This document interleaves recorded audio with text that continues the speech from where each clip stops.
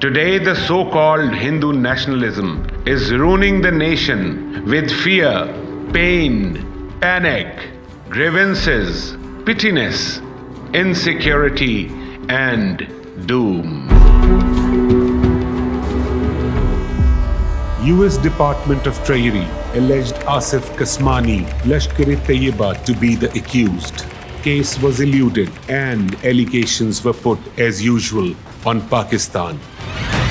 एक बात बता, जिसको भी तूने मारा, कभी अपने ज़मीर से पूछा उनका गुनाह क्या है?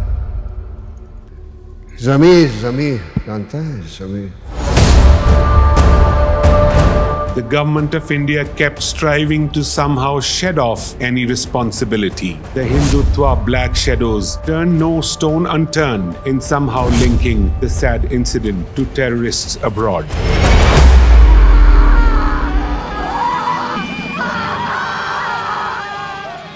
उन मासूम बच्चों से और औरतों से कौन सा खतरा था तेरे मसलब को?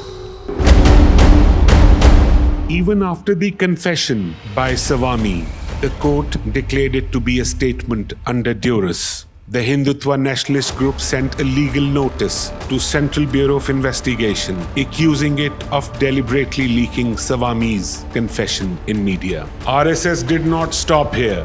It alleged India's state departments as corrupt and Government of India as failed management. Today, approximately 10 million followers, mostly the Brahmins, ruling and the elite class belongs to RSS. Swami Aseem Anand, a generation-old pracharak of Rashtriya Swayam Sevak Sanghs since 1977, gained media attention after his alleged involvement in series of terrorist acts. The Ajmer Dargah bombing, Mecca mosque blasts, demolishing of dozens of churches and temples, and then the Samjhauta Express.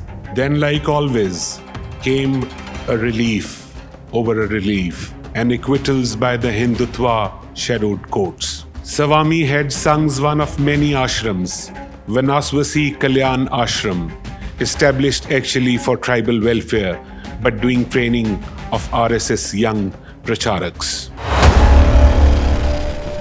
Where are we heading to? Why the tricolor is fading? What would we hand over to the next generations? Today, the tear-filled eyes, the hopeless hearts, the morning sunsets ask Hindutva, where have their loved ones gone for not to come back ever again? And why the blood-stained killers still enjoy? Jai Hind.